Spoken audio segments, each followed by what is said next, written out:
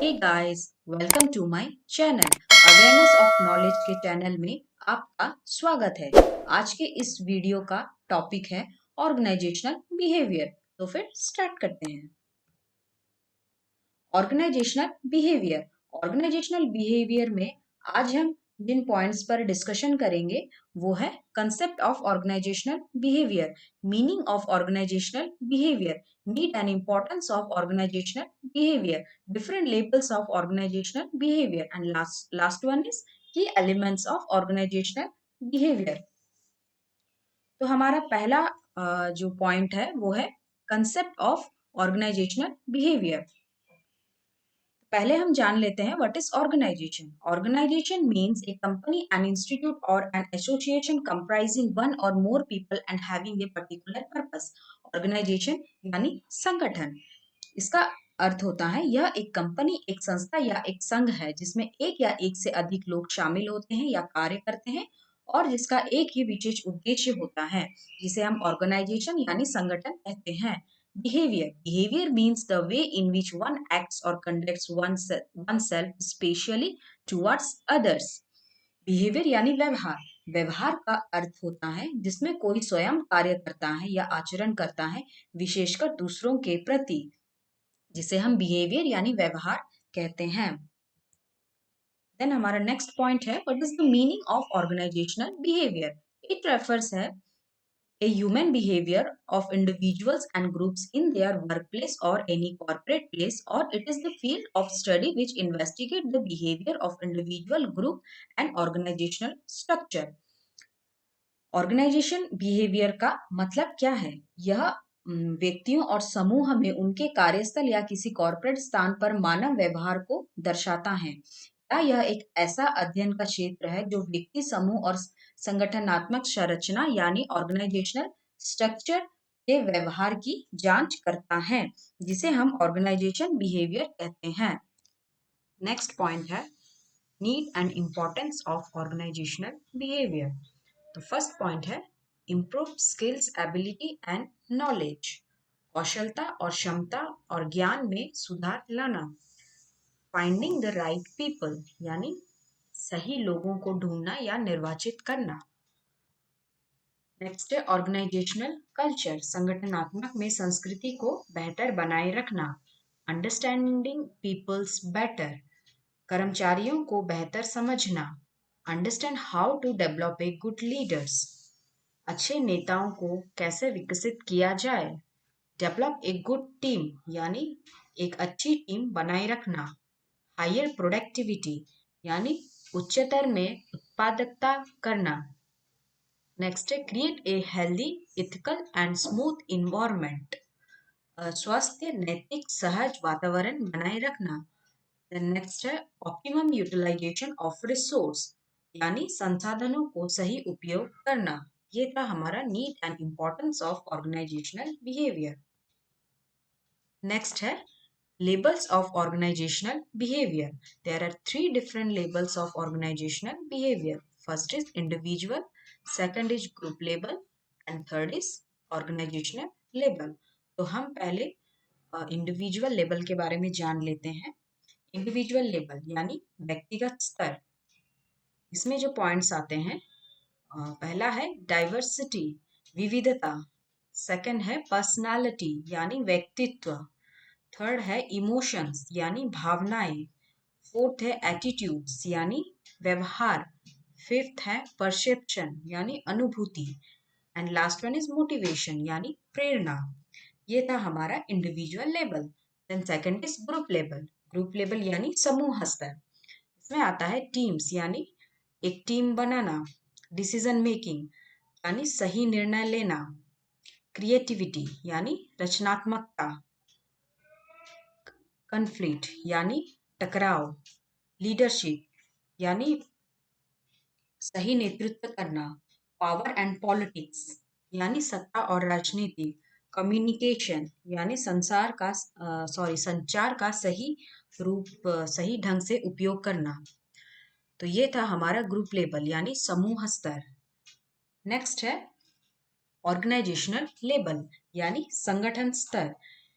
इसमें जो पॉइंट्स आता है वो है ऑर्गेनाइजेशनल कल्चर यानी संगठन की संस्कृति, ऑर्गेनाइजेशनल स्ट्रैटेजी यानी संगठन की रणनीति, ऑर्गेनाइजेशनल चेंजेस यानी संगठन में परिवर्तन, ऑर्गेनाइजेशनल स्ट्रक्चर यानी संगठन की संरचना। तो ये था हमारा different levels of organization behaviour. Next है key elements of organization behaviour. There are 4 key elements of organization behavior. First one is people or employee.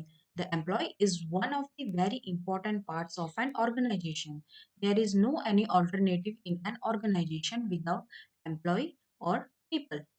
There may be many parties in an organization. Some party may be formal and some may be informal. Organization and employee are connected to each other. Employee और people यानी लोग या कर्मचारी। कर्मचारी एक संगठन यानी organisation के महत्वपूर्ण भागों में से एक हैं। कर्मचारी लोगों के बिना संगठन में कोई विकल्प नहीं होता है। एक संगठन में कई दल हो सकते हैं। कुछ दल औपचारिक यानी फॉर्मल हो सकते हैं और कुछ अनौपचारिक यानी इनफॉर्मल। संगठन और कर्मचारी एक दूसरे से जुड़े हुए होते हैं, जिसे हम पीपल और एम्प्लॉय कहते हैं। सेकंड है structure. This is the second steps of organizational behavior. Actually, structure means the formal relationship with on the job employee of an organization. There is a created different types of position for doing work nicely in the organization. These position or designation are manager, accountant, administration, and general staff.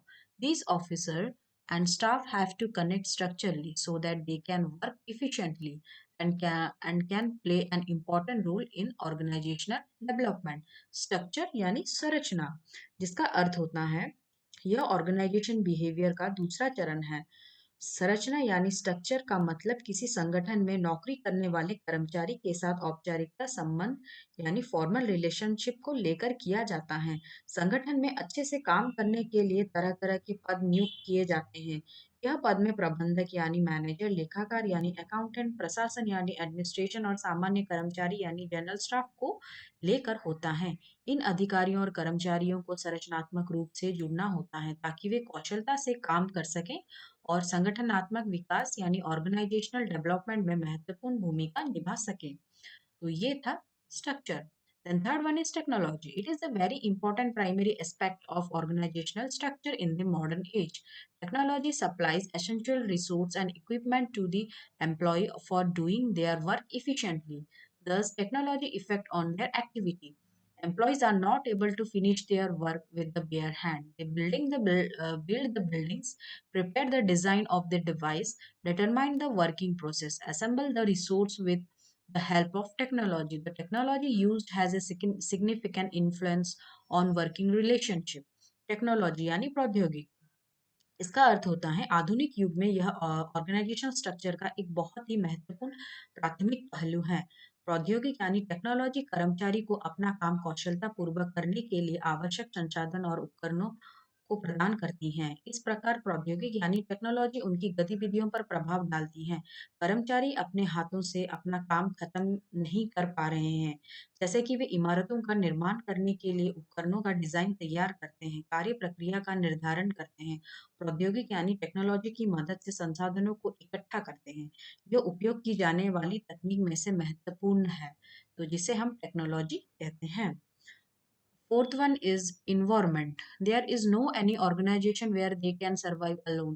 Every organization has to work on the internal and external environment. Management has to come near to all the staff to maintain a good working environment. You know, a good working environment is helpful for good production. Environment यानी वातावरण या पर्यावरण, इसका अर्थ होता है ऐसा कोई संगठन नहीं है जहां वे अकेले काम कर सके। हर संगठन को आंतरिक और बाहरी वातावरण यानी इंटरनल और एक्सटर्नल इन्वायरमेंट पर काम करना होता है। काम का अच्छा माहौल बनाए रखने के लिए मैनेजर को या मैनेजमेंट को सभी कर्मचारियों के साथ मिलकर काम करना होता है।